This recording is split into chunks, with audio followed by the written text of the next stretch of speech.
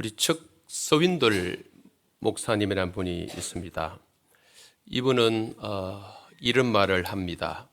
우리 인생은 사건 10%와 그 사건을 대하는 우리의 반응 90%로 이루어진다. 인생은 사건 그 자체보다는 우리 삶에 일어난 사건에 대한 우리의 해석과 반응에 따라 결정된다. 이런 말을 했습니다. 저는 공감이 좀 많이 됩니다. 프로테지가 꼭 10%, 90%, 90%, 10% 여기에 동의한다는 건 아니고 우리 생활권 속에서 여러 일어나는 상당한 그 사건과 어떤 상황들에 따라 우리가 어떻게 해석하고 반응하냐에 따라서 복이 되기도 하고 때로는 그것이 화가 될 수도 있겠다. 저는 여기 연세 드신 분에 비해서 오래 산 건 아니지만 60 중반쯤 살아보니까 충분히 이런 말들이 또 이해가 되고 또 제가 우리 교회만 치면은 목회 30년 아닙니까? 31년 차고 83년도부터 제가 교육자 생활을 했으니까 40년 넘는 교육자 생활 속에서 동의가 되는 부분이 공감이 되는 부분이 참 많더라고요. 우리 똑같은 어떤 걸 보고도 보는 관점에 따라 다를 수 있다. 여기 지금 앉아 계시는 분들을 오늘은 거의 우리 주일 우리 교회 정도 예배당에는 주일 거의 가득합니다만은 간혹 이제 수요 예배나 또 여타 새벽 기도의 자리를 보고는 그 공간에 대해서 말할 수도 있거든요. 반밖에 안 찼네 이렇게 말하는 분도 있고 어떤 분은 와 반이나 찼네. 이게 서로 다르죠. 물도 컵에 있는 물을 보면서 물 반밖에 없네 이런 분하고 아직도 반이나 있네 이런 분하고 다른 거예요. 그거 미시한 차이 같지만은 저는 큰 차이다. 큰 차이다. 우리 교회를 보고도 그 요소 부분에 대해서 말씀하시는 걸 들으면서 같은 공간에 계시면서도 사람이 달라서 평가가 다른 거 있죠. 물론 중요한 것은 주님이 어떻게 보시는가 이게 최고 중요한 건 맞습니다. 이미 답은 다 나와 있지만은 그래서 저도 이런 본문과 더불어서 또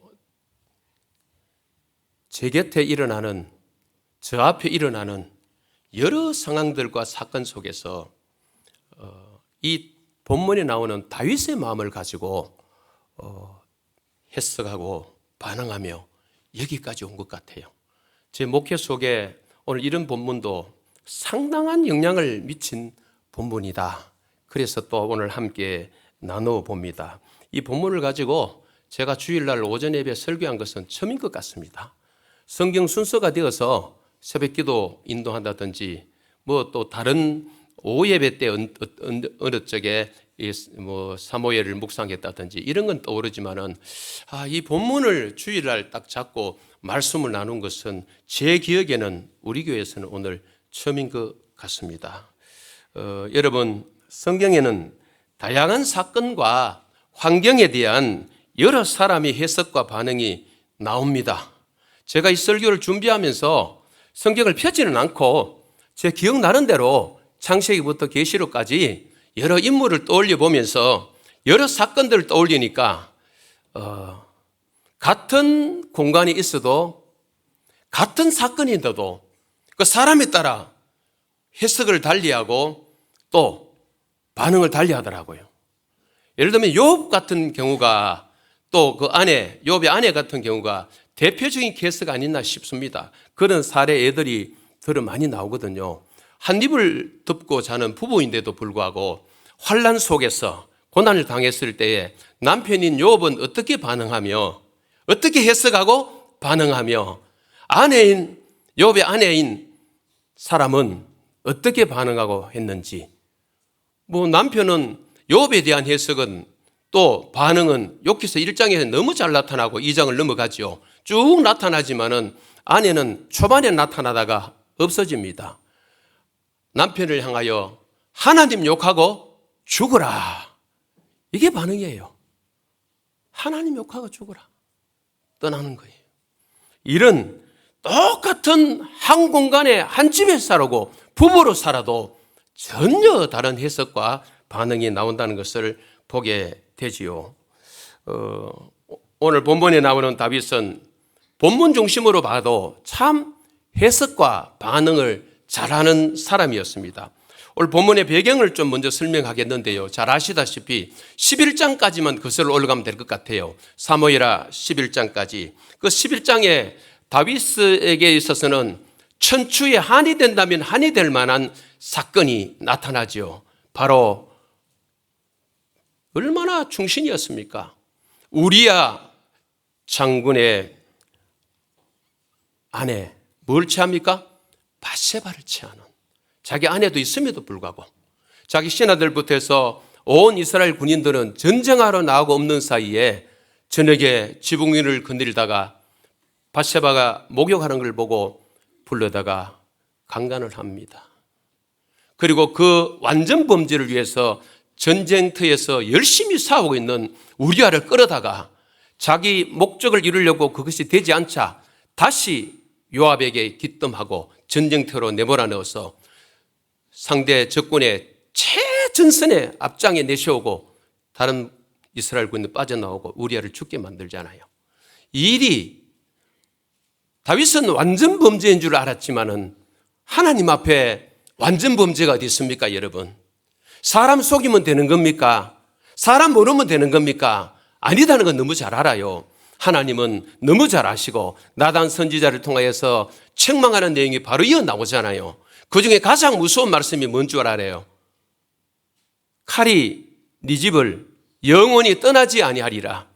너는 은밀하게 그 죄를 지었지만은 네 아내는 백주에 그런 일을 당할 것이다. 엄청난 말씀을 하셨어요. 나단 선지자를 통하여서. 물론 그때도 다윗의 훌륭한 면이 있습니다만은 그 선지자의 입으로 통해서 선포되는 그 말씀을 다 받아들이잖아요. 그 부분도 훌륭한 면이 있습니다. 어떻든 그 일로 인하여서 나단 선지자를 통해 주신 그 말씀의 예언이 다윗 가정에 성취되기 시작하는데 두 사람 사이에 우리 아내 밧세바와 자기 사이에 태어난 아기가 태어나자 죽습니다. 그리고 가정 안에 이복 남매끼리 특별히 암논이라는 아들이 딸 다말, 여동생 다말, 배다른 동생이지요. 강간하는 일이 벌어집니다. 거기에 또 다른 아들 등장하지요. 배다른 아들 다말의 오빠 압살롬이 등장해서 자기 형, 이복형, 자기 여동생을 범한 암논을 죽여버립니다. 그리고 도망갔다가 다시 돌아와서 무슨 짓을 합니까? 오늘 본문에 다윗이 도망 중에 있는데 바로 쿠데타가 일어난 거예요. 다윗이 그 왕궁에서 쫓겨나와서 지금 도피 중에 있는 이 과정 속에 시므이라는 인물이 등장해서 오늘 본문의 일이 진행되는 것입니다. 본문은 다윗이 압살롬의 반역을 황급히 피해서 피난길에 일이 있었을 때 일어난 일이지 않습니까? 시므이가 다윗을 아주 못된 말로 저주를 합니다. 그때에 아비새와 다윗은 어떻게 해석하고 반응했는지 시간만 되면은 시므이에 대해서도 어떻게 해석하고 반응했는지 살펴보겠지만 그러나 시므이는 좀 빼고 뒤에 오늘 말씀을 통해서 좀 나누겠습니다만은 시므이의 저주에 대해서 어떻게 반응해석했는지 그 부분을 좀 살펴보도록 하겠습니다. 먼저는 시므이의 저주입니다. 5절부터 8절 그리고 13절까지 나오지요. 시므이의 저주. 여러분 사실은 시므이의 저주의 내용을 보면은 성경적 근거가 없습니다. 성경적 근거가 없습니다. 성경적 근거와 역행을 합니다. 인간적 분노에 가려서 영적 통찰력이 없는 것을 봅니다. 사울 밑에서 기득권을 가졌던 권력을 누렸던 자 시므이는 악독한 인간입니다. 본문을 보면은 아시겠습니다만은 평생에 이런 인간은 안 만났으면 좋겠다. 이런 인간은 얼굴도 안 봤으면 좋겠다. 여러분 모두의 기도 제목일 수도 있을 것 같아요. 뭐 시므이 같은 인간 만나면 좋겠습니까? 아주 못된 인간이 바로 본문에 나타나는 지독한 인간이 시므이입니다. 시므이 같은 인간을 만나는 건 어떻게 안 되죠? 우리 5절 한번 읽어보실까요? 5절입니다. 시작. 다윗 왕이 바후림에 이름에 거기서 사울의 친족 한 사람이 나오니 게라의 아들이요 이름은 시므이라. 그가 나오면서 계속하여 저주하고 이때가 역사적으로 연도를 계산해 보면은 이미 이스라엘 초대 왕인 사울 왕이죠. 이 사울 왕가가 무너진 지 적어도 20년이 넘었습니다. 25년 됐습니다. 25년이라는 세월이 지났지만은 베냐민 지파내, 즉 베냐민 지파라는 것은 사울이 베냐민 지파잖아요. 베냐민 지파 출신입니다. 이 베냐민 지파 안에는 다윗 왕조에 대한 원한을 가진 자들이 여전히 뭡니까? 많았던 것이죠.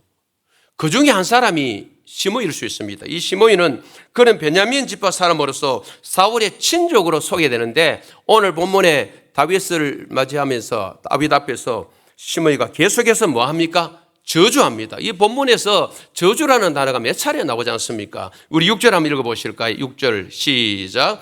또 다윗과 다윗 왕의 모든 신하들을 향하여 돌을 던지니 그때의 모든 백성과 용사들은 다 왕의 좌우에 있었더라. 여기서 돌을 던진 행위는 죄인에 대하여서 최고의 분노를 나타내는 히브리인들의 관례적 행위입니다. 또 상대방에 대하여 참을 수 없는 극도의 분노를 표시할 때 이 돌 던지는 거죠. 그런데 시므이가 이처럼 다윗과 그 신하들을 저주하며 돌을 던진 까닭은 8절에 나옵니다만은 먼저 우리 7절 한번 읽어보실까요? 시작. 시므이가 저주하는 가운데에 이와 같이 말하니라. 피를 흘린 자여, 사악한 자여, 가거라 가거라. 여기 사악한 자여, 무익한 자다, 무가치하다, 아무 쓸데없는 인간이다, 이런 뜻이죠. 이 시므이의 욕설은 보통 사람이면 도저히 참기 어려운 독설이었습니다. 그리고 가거라 가거라, 어디로 가라 말입니까? 축복의 땅인 가나안 땅을 벗어나 이방인 땅으로 가라는 욕설이거든요. 사실 이와 같은 욕은 약속의 땅 가나안을 자신들의 영원한 기업으로 믿고 살아가는 히브리인들에게는 굉장히 나쁜 욕입니다. 아주 나쁜 욕이죠. 차라리 이방 땅에 살아라. 축복의 땅 니 살 자격 없다. 그 땅 벗어나라. 이렇게 아주 악랄한 저주를 한 것이죠. 8절 한번 읽어보실까요? 시작. 사울의 족속의 모든 피를 여호와께서 내게로 돌리셨도다. 그를 이어서 내가 왕이 되었으나 여호와께서 나라를 내 아들 압살롬의 손에 넘기셨도다. 보라, 너는 피를 흘린 자이므로 화를 자초하였느니라 하는지라. 시므이는 지금 벌어지고 있는 압살롬의 난, 즉 다윗이 왕으로서 아들 압살롬에게 쫓겨다니는 이런 일이 사울의 아들 이스보셋과 사울의 군사령관이라 그러죠. 우리 아브넬이라는 인물이 있습니다. 이 아브넬, 이런 자들이 왜 죽었느냐? 시므이가 볼 때는 이스보셋도 다윗이 죽였고, 군장인 군사령관인 아브넬도 다윗이 죽였다고 보는 거예요. 또 더 나아간다면은 사실은 길보아 전투에서 부자 죽었잖아요. 또 사울의 다른 아들인 요나단과 그리고 사울 부자간이 죽는데 그것이 바로 뭡니까? 사무엘상 31장이 나타나고 또 사무엘하 1장에도 나타나죠. 이 부자의 죽음까지 거슬러 올라가면은 이 사울 부자라는 여기서 사울과 요나단의 죽음, 또 그 밑에 이스보셋의 죽음, 그 밑에 군사령관 아브넬의 죽음, 이 모두 다 누가 죽인 거라고 봅니까? 시므이는 다윗이 죽였다고 보는 거예요. 사실은 성경의 근거가 그게 아닌데 사무엘하 1장부터 4장까지 읽어보면 이스보셋이 어떻게 죽었는지, 아브넬이 어떻게 죽었는지 너무 잘 나타나고 있거든요. 성경의 근거도 없이 일방적으로 오늘 본문 8절에 여호와께서 네가 그런 짓을 했기 때문에, 사울 왕가의 피를 흘렸기 때문에 네가 이런 일, 네가 화를 자초한 거라, 이렇게 말하는 것이죠. 방금 말씀드린 대로 시므이의 비방은 전혀 성경적 근거가 없다. 왜냐하면 다윗은 사울 왕가의 그 누구도 살해한 적 없습니다. 죽인 적 없고 오히려 손자이죠. 사울의 무비보셋을 마치 자기 아들처럼 예우하며 아껴주었던 내용이 사무엘하 9장 9절에서 10절에 나오고 있는 것을 보게 되죠. 또 사울의 아들 이스보셋과 사울의 군대 장수, 방금 말씀드린 대로 아브넬의 죽음은 다윗의 책략에 의한 것이 아니라 하나님의 섭리를 따라 이들이 죽었죠. 압살롬의 난 역시, 아들 압살롬으로부터 쫓겨다닌 역시 사울 왕가와는 관계없습니다. 다윗이 우리 안에 바세바를 취함으로 그 죄 때문에 지금 이런 일이 일어난 것이지. 그렇다면은 시므이가 하는 말은 하나도 안 맞는 거예요. 안 맞는 걸 확신을 가지겠다. 이걸 무슨 확신이라 하느냐? 거짓 확신이라. 자, 우리 생활 속에서 사실이 아닌 걸 나는 사실로 확신하는 거, 그것 때문에 누군가를 모함하고 누군가를 향하여 저주를 퍼붓는 거, 이 삶이 복된 삶이 아니에요. 정확한 사실, 팩트라 그랬죠. 그 근거를 따라 가지고 내가 확신을 가져야 되는데 누가 카던데요. 교회 안에서요. 경상도 말로 누가 카던데요. 아무 집사가 카던데요. 저는 용납이 안 된다고 봅니다. 내가 눈으로 직접 보지 않고 귀로 듣지 않고 직접 내 그 환경 속에 있지 않았으면 누군가 전해주는 그 말에 대해서 좋은 거는 확신을 하십시오만도 좋지 않는 일에 대해서는 확신을 가지면 안 됩니다. 사탄은 그거를 공동체를 무너뜨리는 대로 이용하거든요. 거기에 시므이처럼 여기 앉아 계신 여러분들이나 제가 도구가 될 필요가 뭐 있습니까? 이 땅에 한번 딱 태어났는데 길게 살아봐야 세 자리에서 사는데 백수까지 쉽지 않은데 뭐 그런 일을 하고 살 시간이 어디 있습니까? 저는 늘 내 묵상합니다. 내가 이익할 시간 없다. 그렇게 뭐 그런 일을 할 만한 내가 뭐 몇백 년 살면 몰라도 그렇지 않은 다음에는 짧은 인생 이 땅에 왔다 살다 가는데 좋은 일을 하기도 바쁜데 착한 일을 하기도 바쁜데 맞습니까? 그 일까지 내가 해야 되나? 그래서 거부 장벽을 딱 쳐야 됩니다. 아멘 하시기 바랍니다. 장벽 쳤어야 돼요. 분별력을 가지고죠. 오늘 시므이는 여호와 이름 인용해요. 이 사람도 여호와 이름 인용해요. 다윗도 뒤에 보면은 여호와 이름을 많이 인용하지만은 같이 여호와 이름을 인용해도 다윗은 정확하게 알고 인용하는 거고 여호와 이름 빌리는 거고 시므이는 여호와 이름은 빌리는데 잘못된 이름을 빌리는 거예요. 하나님이 잘못됐다는 거 아니에요. 사실 무관한 것을 가지고 확신을 가지고 여호와께서 그렇게 하셨다고 거짓 확신이죠. 이게 안타까움이 이 본문에 나온다. 그래서 보라 너를 피 흘린 자이므로 화를 자초하였느니라. 피 흘렸기 때문에 시므이는 다윗이 살인자이기 때문에 하나님께 벌을 받는다. 이렇게 말하는 것이죠. 여러분 말씀드립니다. 잘 들어보십시오. 결과를 보고 원인을 짐작하는 것. 다시 말씀드립니다. 결과를 보고 원인을 짐작하는 것 참 조심해야 됩니다. 한번 따라해 보실까요? 결과를 보고 원인을 짐작하는 것 정말 조심해야 합니다. 마음에 새기시면 좋겠습니다. 우리는 이럴 때가 많거든요. 우리 곁에 누군가의 삶의 결과를 보고 어떤 어려움 당하면 특별히 축복된 좋은 열매를 거둘 때는 이런 말 잘 하지 않는데 어려움 당하는 어떤 사람을 보고 원인 없는 결과가 네가 어디 있느냐? 인과응보가 아니겠느냐? 딱 이런 잣대를 갖다 댈 때가 참 많거든요. 그것이 바로 누구라고요? 욥의 친구들이에요. 시작부터 끝까지 원인 없는 결과가 어딨냐 말이죠. 그러니까 욥에게 세 친구는 위로자라고 다가갔지만은 전혀 욥에게는 위로가 안 되는 거 있죠. 차라리 곁에 없는 게 낫는 거죠. 우리가 사실 이런 잣대로 누군가의 삶을 엿보면서 판단하고 정지할 때가 참 많거든요. 특별히 우리 지도자들이, 목사가 그럴 수 있습니다.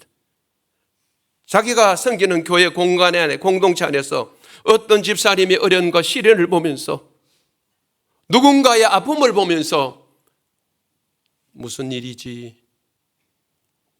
오늘 본문에 나타나는 다윗의 마음, 다윗의 관점을 가지고 보면 좋을 텐데 시므이의 마음, 시므이의 관점을 보고 딱 말하는 거예요. 그래, 심어서 거뒀겠지. 심어서 거두는 맞습니다. 뭐든지. 그러나 당사자가 그걸 다윗처럼 오늘 판단하고 그래 하나님 내 잘못 이런 거 하고요. 곁에 사람들이 남의 삶에 대해서 지가 삶의 주인도 아니면서 막 이렇게 독화살을 날리듯이 입술에 말을 막 날리는 거는 저는 생각에 정말 우리가 금해야 된다. 우리 교회 공동체 안에도 여전히 암으로도 고생하신 분 계시고 어려움, 경제적인 어려움 속에 있는 분도 계시고 자녀들이 또 부모의 소원대로 잘 자제를 못해서 안타까운 가정도 있습니다. 부모의 기대치는 이까지 높지만은 자녀들 아직 밑바닥에 있는 경우도 있더라고 보니까요. 부모의 기대치. 그렇다고 그 부모님이 뭐 사잡아서 잘못 살았어, 부모가 잘못 뿌렸어, 부모가 잘못해서 자식이 그런 열매를 거두느냐. 당사자가 혹 말씀 중에 깨달음이 있어서 그렇게 반항하는 건 몰라도 곁에 있는 다른 사람들이 그런 말할 수 있는 건 기다 아니다? 아닌 것 같아요. 그건 아닌 것 같아요. 제가 이 교회 31년째 목회자로서 정말 조심해야 되는 게 이 부분이었습니다. 혹여 그럴까 봐.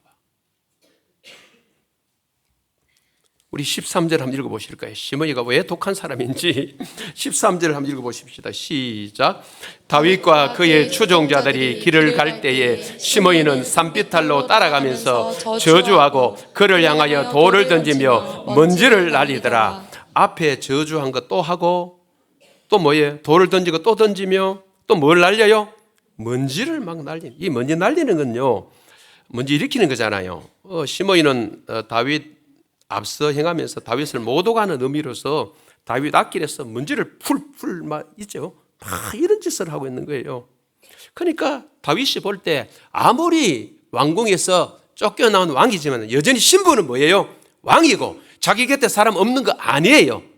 뒤에 9절에 나옵니다만 아비셋 같은 사람도 있고 있어요. 당장에 없앨 수 있지만은 이야, 이 참는 거 있죠. 쉽지 않을 텐데. 잠언 26장 2절 한번 읽어보실까요? 잠언 26장 2절 시작. 까닭 없는 저주는 참새가 떠도는 것과 제비가 날아가는 것 같이 이루어지지 아니하느니라. 누군가의 저주 염려 안 하셔도 됩니다. 아파하지 마시고, 혹시 여러분을 향해 저주하는 사람이 있다면 안 이루어집니다. 그 묵상 안 하셔도 됩니다. 그 사람의 저주 혹시 여러분 들으셨다면 너무 묵상 안 하셔도 됩니다. 그죠? 안 하셔도 됩니다. 살다 보면 그런 일도 있겠죠. 불신자들이 뭐 무슨 소리들 뭐 합니까? 대소가에서 예수 믿는다는 것 때문에 안 믿는 가족들이 무슨 소리를 뭐 합니까? 저도 뭐 신앙생활 할 때 못두게 서서 우리 조모가 못두게 서서 여름에 지금 선히 기억납니다. 명절에 우리만 예배 드린다고 그 잘 되는가 보자 그러고 못두게 썼어요. 우리 집을 향하였어요. 지금 그 못두가 아직 있어요. 시골에 가면. 오직 지금도 우리 집만 믿지만은요, 시골에 들어가면 대소가 아무도 안 믿어요. 그거 잘 되는가 보자 그러고 악담을 하셨어요. 근데 잘못되지는 않았어요. 아무도 안 좋아해 주시네, 우리 목사집이니까. 잘못되지는 않았어요. 물론 세상 가치 가지고 말하는 건 아니에요. 그죠?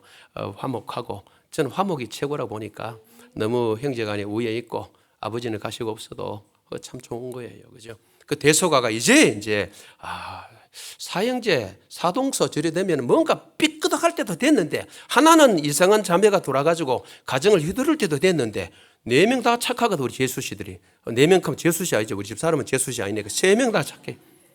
다 윤회 있고 뭐 화해 그 진짜 선포하셨어요. 못두게. 제가 눈에 서히 기억나거든. 제사 안 지낸다고 명절에, 추석 명절에 제사, 설 명절에 제사 안 지낸다고, 대소가에 내왕 안 한다고. 어떻게 우리 집에도 안 지내는데 그거 가지고 절하고 있을 겁니까? 그런 일이 있었다는 거죠. 자, 임하지 않더라고요. 예. 여러분 어떻든 시므이 같은 사람도 되지 말고 또 만나지 말았으면은 좋겠습니다. 우리 시편 109편 17절 한번 읽어보실까요? 109편 17절 시작. 그가 저주하기를 좋아하더니 그것이 자기에게 임하고 축복하기를 기뻐하지 아니하더니 복이 그를 멀리 떠났으며. 야, 이게 그렇죠. 그래, 할 수 있다면은 내가 누군가를 향하여서 저주했는데 그 사람에게 저주가 합당하지 않으면 늦게 온다고요?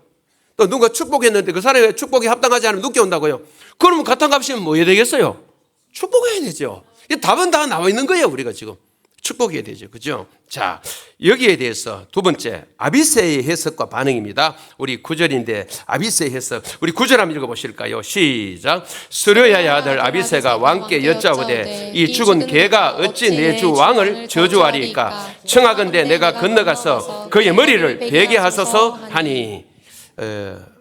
이게 일반적인 반응입니다. 당연히 왕을 지키는 우리 아비새이기 때문에 가장 군인적이면서 또 세속적인 그런 해석, 반응 맞습니다. 당연하다. 보통 제가 이 성경을 묵상하면서 보니까 오늘 본문에 아비새 같은 이런 해석을 하고 반응하는 분들이 우리 인생들 중에는 거의 대부분이겠다. 이 정도 딱 나오면은 우리 아비새 같은 반응하는 것이 일반적으로 나타나는 반응이다. 여러분, 이 아비새는 요압의 동생이지 않습니까? 그리고 다윗 왕의 조카입니다. 아주 충성스러운 신하 장군입니다. 사무엘하 3장 30절이나 10장 10절을 보면요, 이 스루야라는 말이 나오죠. 스루야의 아들을 그랬죠. 스루야는 아비새 아버지가 아니고요, 어머니입니다. 어머니인데 누군지 하면은 다윗 왕의 이복 동생입니다. 여동생입니다. 그러니까 여동생의 아들들이니까 요압과 이 아비새가 여동생의 아들들이니까 옛날 어르신들 표현하면 조카라 그러지 하지 않고 생질이다. 우리 아버님은 늘 생질이다. 조카는 조카예요. 그러니까 척간이죠. 친척이죠. 당연히 그 더더군다나 척간인데다가 장군이니까 저거 시모이 정도 단칼에 날리자 이거 아닙니까?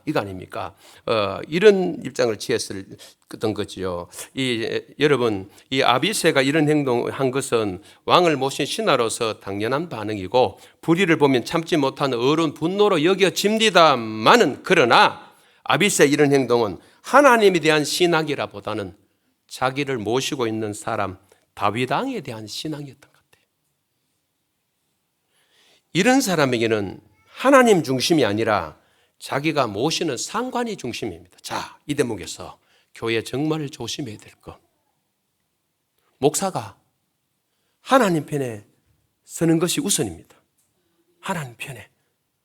출애굽기 32장. 제가 너무 좋아하는 단어 가운데 하나가 하나님 편에 늘 서자. 두 번째가 제가 내 자리 지키자. 에스겔서 44장 15절에 모든 제사장이 다 자리를 떠났을 때 사독교일의 제사장들은 자기 자리를 지켰다. 그래서 제가 헌신이 뭐냐? 하나님 편에 서는 거다. 헌신이 뭐냐? 자기 자리를 지키는 것이다. 야, 이렇게 제가 묵상하며 오늘까지 부족하지만 왔지요. 목사가 먼저 하나님 편에 설 때 그 리더십에 대해서 하나님의 그 리더십에 대해서 여러분 뭐 하셔야 됩니까? 순종하셔야 되죠. 그죠? 그래서 사실은 목사보다 더 우애가 당연하죠. 하나님이 우애고 그 다음에 뭡니까? 목사입니다. 오늘 아비새가 볼 수 없었던 것은 다윗은 눈에 보였지만은 하나님께서 왜 이렇게 하셨을까? 다윗 당사자는 퍼뜩 깨달았습니다. 빨리 깨닫고 조치를 취하고 마음의 결정을 내렸지만은 곁에는 군장, 이 장군은 왕이 왜 이렇게 쫓겨다니며 왜 이렇게 어려움 당하는지 물론 함부로 판단해서는 안 되었겠지만은 못 느낀 거죠. 그러니까 하나님께 대한 헌신, 하나님께 대한 충성보다는 왕에 대한 헌신, 왕에 대한 충성, 왕에 대한 신앙이 앞섰던 것이죠. 우리가 이 대목은 우리 교회 생활이나 여러분 어떤 관계 속에 정말 조심해야 되겠다. 내가 아무리 인정하고 신실한 사람이고 선별하고 여러분들을 이끌어주는 어떤 리더를 합시다. 그죠? 멘토를 합시다. 그렇다 할지라도 항상 그분이 하나님 앞에 섰다는 보장은 없거든요. 어느 순간에 서다가 어느 순간에 하나님과 이탈되고 궤도 이탈되고 말씀의 궤도 이탈되고 시험 들 때도 있단 말이죠. 그것을 따르는 자 팔로우는 판단을 어느 정도는 해야 됩니다. 그래서 이때는 내가 저분은 이 상황이니까 따르면 안 되겠구나. 그거 다 맞는 거 아니구나. 이거를 뭐라 그래요? 분별이라고 합니다. 굉장히 중요합니다. 자, 어떻든 이 아비새의 해석과 반응 일반적으로 하는 거잖아요. 여러분, 예수님 곁에 베드로의 모습을 연상해 볼 수 있는 것 같아요. 예수님 십자가에 못 박히기 전 여러분 잘 아시죠? 대제사장과 또 장로들로부터 보낸 사람들이 예수님 잡으러 왔잖아요. 체포하러 왔을 때에 그때에 베드로가 어떤 반응을 합니까? 대제사장 말고 기부터 날려버립니다. 예수님 하신 말씀이 있어요. 자기는 잘한다고 예수님 보호한다고 막았는데 예수님이 볼 때는 뭐예요? 아닌 거 있죠. 그래서 베드로야,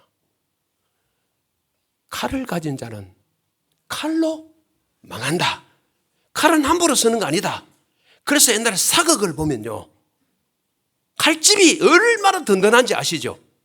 한웅 목사님이 책 제목 칼과 칼집 제 목양실이 있어요. 제 목회 역시 그런 단어도 도전을 줬지요. 칼과 칼집. 요즘 주방에 있는 칼들은요, 칼집이 없어. 그냥 싱크대 옆에 문에 꽂아놔. 우리 집에 다 꽂아놔서 몇 개 쫙쫙쫙 꽂아놓고. 그러니까 부부간에 너무 많이 휘두르는 것 같아. 우리 집이 그러는 거 아니에요. 또 오해하실라 목사 집에 사모가 칼을 들고 휘둘렀다. 아니고 사건 사고 보니까 가정에 일어난 보니 칼로 죽였다 목 자라 죽였다 하는데 칼로 죽이. 그런데 죄송합니다. 남자가 얼마나 약하면은 칼을 들어야 되나? 죄송합니다 남자들이요. 칼 안 들어도 죽이란 말 아니에요. 칼집이 없어. 칼집 빼는 시간에 도망이라도 가야 되는데 칼집 없어 바로 빼고. 끔찍하지요. 죄송합니다. 설교하는 저도 살떨립니다. 바로 그냥 베드로에게 칼 가진 자는 칼로 망한다 하면서 예수님이 뭐 내가 힘없어 당하는 줄 아나? 하늘에 있는 영 12군단을 아버지로부터 이야기해서 불러가지고 당장에 없앨 수 있지만 그러나 성경 구절을 보니까 이런 일이 있으리라 한 예수님 십자가에 못 박고 뭐합니까? 죽으시고 부활하시는 이런 일이 있으리라고 한 성경이 다 이루어지겠느냐? 이게 예수님이에요. 베드로는 이거 못 본 거예요. 이거를 못 봐서 예수님이 왜 십자가에서 못 박혀 죽으셔야 되는지 부활하셔야 되는지 이걸 못 본 거야. 베드로는. 예수님은 당사자 다 아시잖아요. 당사자 아시는. 오늘 본문에 아비새는 못 봤어. 다윗은 다 봤어. 서로 좀 비교가 되는 것 같아요. 비교되는 것 같아요. 여러분 성경을 보실 때나 사건 사고를 볼 때에 우리 해석과 반응 잘했으면 좋겠습니다. 우리 세 번째 마지막 하나 나누고 마치겠습니다. 다윗의 해석과 반응입니다. 참 믿음의 사람입니다. 이 본문에서. 그리고 성경적 인생관을 가졌습니다. 그리고 저주까지도 수용하는 사람, 그 믿음을 가지고 있죠. 이 시므이의 저주를 하나님께로부터 온 것으로 해석부터 하네요. 그 해석이 참 중요한 거죠. 하나님으로부터 온 거다. 우리 10절 한번 읽어보실까요? 시작. 왕이 이르되 스루야의 아들들아 내가 너희와 무슨 상관이 있느냐? 그가 저주하는 것은 여호와께서 그에게 다윗을 저주하라 하심이니 내가 어찌 그리하였느냐 할 자가 누구겠느냐 하고 스루야의 아들들아 이거 보니까 아비새만 아니군 앞에 제가 언급했던 형 요압도 언급하는구나. 그 요압도 그 자리에 있으면서 동생 말에 동의를 한 것 같아요. 동생. 아비새의 말에 동의를 했어. 그러니까 우리 다윗이 하는 말이 그냥 아비새야 이렇게 하지 않고 스루야야 아들아 아들들아 복수 아들들아 이렇게 말하는 거예요. 그러니까 요압이라는 인물은 뭐 성경을 보면 보통 인물이 아니죠. 참 섬찟하고 아주 무서운 인물이 요압의 아이콘. 야, 그건 정말 또 요압은 닮았어. 그 시간은 아니니까 지금요. 자, 내가 너희와 무슨 상관이 있느냐? 아비새의 구절의 제의를 일축해버리는 그런 말입니다. 무슨 상관이 있느냐? 나의 생각과 너희의 생각은 본질적으로 뭐하다? 다르다. 이걸 하는 거죠. 여호와께서 그에게 다윗을 저주하라 하시니 자, 이 대목 해석 참 잘하셔야 됩니다.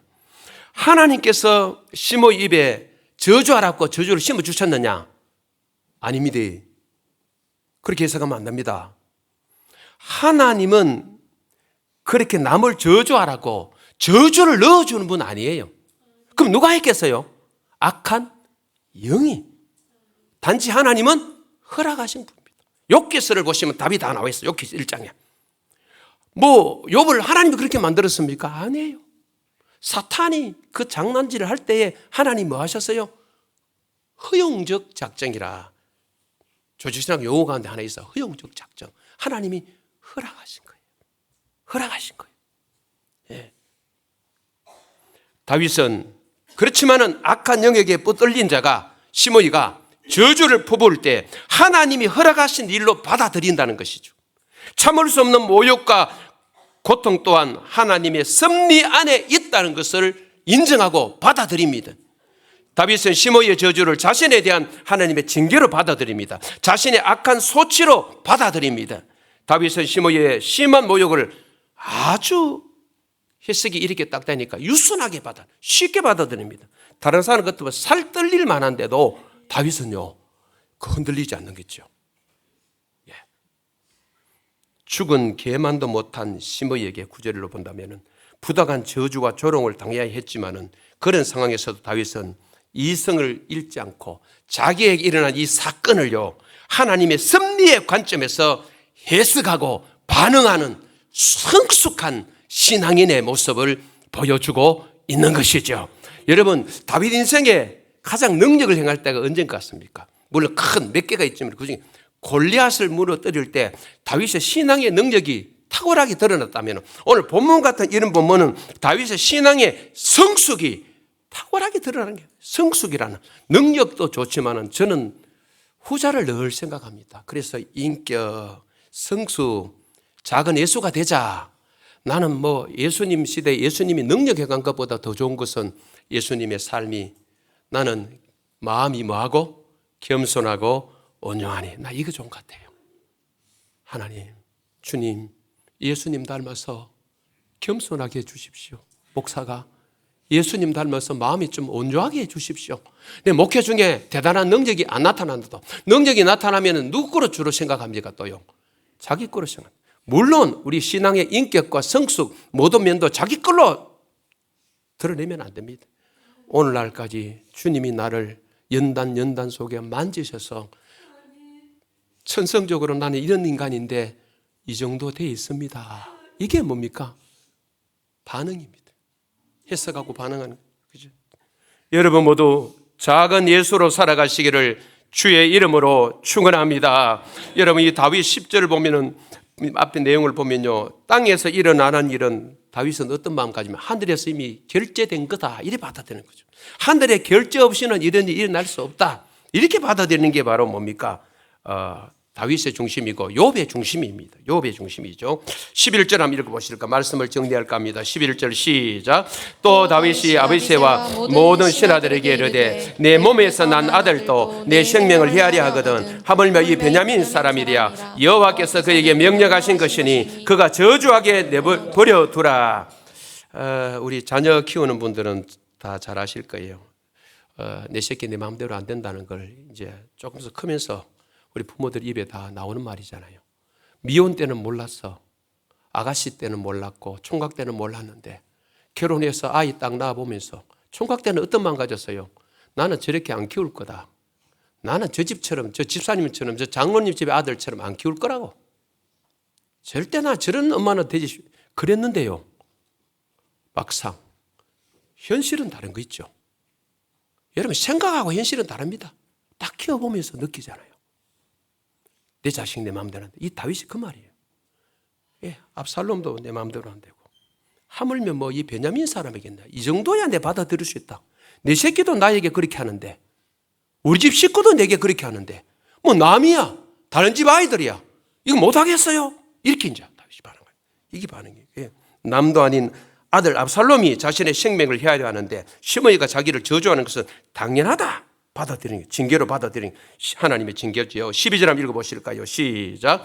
혹시 여호와께서 나의 원통함을 감찰하시리니 오늘 그 저주 때문에 여호와께서 선으로 내게 갚아주시리라 하고. 이 대목도 참 멋있는 말이에요.